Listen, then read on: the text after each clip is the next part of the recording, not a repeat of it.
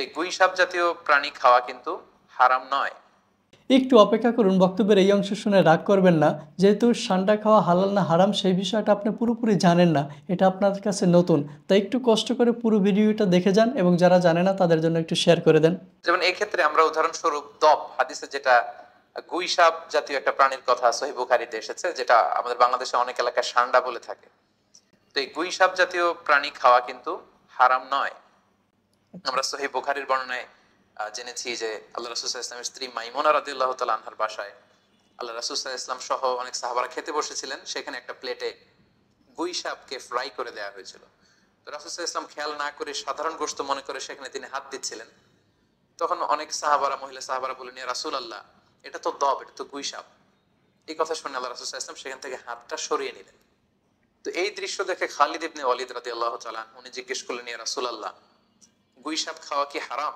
হারামুন আদ-দাব্বু ইয়া রাসূলুল্লাহ, আপনি যে হাত সরিয়ে নিলেন, গুই সাপ খাওয়া কি হারাম? আল্লাহ রাসূল সাল্লাল্লাহু আলাইহি ওয়াসাল্লাম বললেন যে না, গুই সাপ খাওয়া হারাম নয়, তবে আমি এটা খেয়ে অভ্যস্ত নই, আমাদের এলাকাতে এটা পাওয়া যায় না, এজন্য আমি এটা খাচ্ছি না। তাহলে বোঝা গেল এক্ষেত্রে এটা রুচির সাথে সম্পৃক্ত। সো গুই সাপ হালাল বলে যে গুই সাপ আমাদেরকে খেতে হবে, সান্ডা আমাদেরকে খেতে হবে, এমন কোনো কথা নেই। আপনার যদি রুচিতে কুলায় আপনি খাবেন, আর রুচিতে যদি আপনার না আসে তাহলে আপনি সান্ডা খাওয়া হালাল না হারাম সেই প্রসঙ্গে আমরা শুনলাম ডক্টর মিজানুর রহমান আজহারী সাহেবের কাছ থেকে। আমাদের কাছে অনেকের কাছে এই তথ্যটা নতুন যে এটা কিভাবে হালাল হতে পারে, যেহেতু আমরা এটার সাথে অভ্যস্ত না, আমরা জানি না। কিন্তু আপনি জানবেন যে আরব বিশ্বগুলোতে আরবের মুসলমানরা এটাকে কতটা গুরুত্বের সাথে তারা এটাকে খাচ্ছে, তারা সেই বিষয়টা অভ্যস্ত। তাই কোনো একটা খাবারের ব্যাপারে যদি আমি অভ্যস্ত না হই, তাহলে আসলে সেই খাবারটার ব্যাপারে নেতিবাচক মন্তব্য করা বা সেটাকে হারাম বলা, এটা থেকে আমাদের একটু বের হয়ে আসতে হবে। দেখুন, রাসূল সাল্লাল্লাহু আলাইহি সাল্লামের সামনে ঘটে যাওয়া একটা ঘটনা, যেটা রাসূল সাল্লাল্লাহু আলাইহি সাল্লামের কাছে পেশ করা হয়েছিল। রাসূল সাল্লাল্লাহু আলাইহি সাল্লাম রুচিগত কারণে তিনি খেলেন না। তাকে কিন্তু সচেতন সাহাবারা প্রশ্ন করেছিলেন যে, "আপনি কেন খাচ্ছেন না? এটা কি হারাম?" তখন রাসূল সাল্লাল্লাহু আলাইহি সাল্লাম কিন্তু স্পষ্টত বলে দিলেন, "না, এটা হালাল, হারাম না। কারণ আমি খাচ্ছি না, কারণ আমাদের পরিবারে বা আমাদের ওখানে এটা আমরা খাচ্ছি না। তার কাছে এটা সম্পূর্ণ নতুন।" তাই সে ইতস্ত করে খাইলেন না। বিষয়টা হালাল, সেই বিষয়টা কিন্তু বললেন।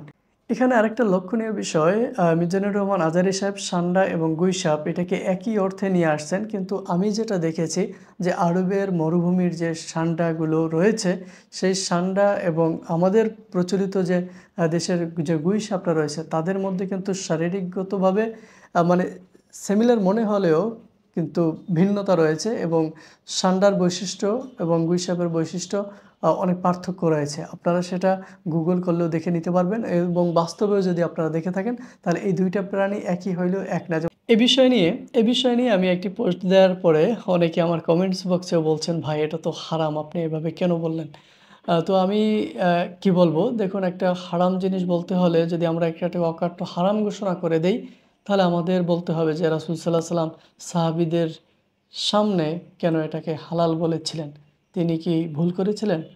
নাউজুবিল্লাহ, এটা বলতেও তো, মুখে আসতেও তো মানে ভূমিকম্প হয়ে যাওয়ার মতো একটা কথা যে রাসূল সাল্লাল্লাহু আলাইহি সাল্লাম হারাম এটা জানতেন না, অথচ আমরা জানি। তাই কোনো খাবার আমার অরুচি হতে পারে, আমি না খেতে পারি। পৃথিবীতে অনেক খাবার রয়েছে যেগুলো আমি এখন পর্যন্ত খাই নাই। আমার সামনে প্রথম আসলে আমি সেটা ইতস্ত করব, অথবা আমার রুচির কারণে আমি নাও খেতে পারি। কিন্তু রাসূল সাল্লাল্লাহু আলাইহি সাল্লামের আদর্শে তিনি কোনো খাবারের যেগুলো খেতেন, তিনি ন্যাচারালি খেতেন, সেই সকল খাবারগুলোতেও তিনি কিন্তু আপনার করতেন, সমালোচনা করতেন না, বা ভালো হইছে নেগেটিভ মন্তব্য করতেন না।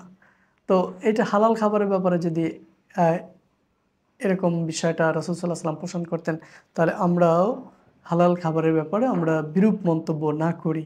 আ রুচিতে হলে খাবেন, আর যার রুচি হবে না সে খাবে না। যেমন আমারও রুচি তো হবে না, আমার সামনে দিলেও আমি হয়তো খাবো না।